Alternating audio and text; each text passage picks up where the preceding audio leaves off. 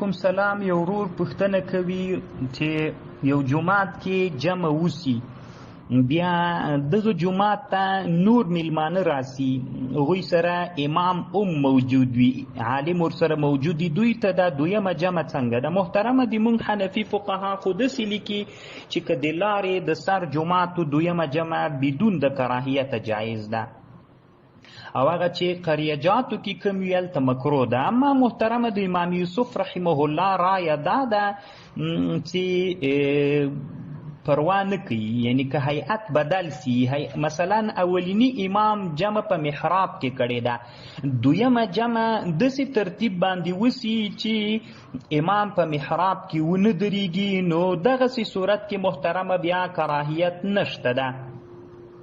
علامه امام حلبی رحمه الله چې شارح د منیه ده، دغه قول د امام یوسف صاحب رحمه الله ذکر کړی او د قول ته صحیح هم ویلي دي. محترمه شامی په رد المحتار کې په همدې فتوا کړې ده. محترمه دوه جینو کې شامی دا ذکر کړی ده وروره چې هیئت بدل سی کراهیت نشته ده.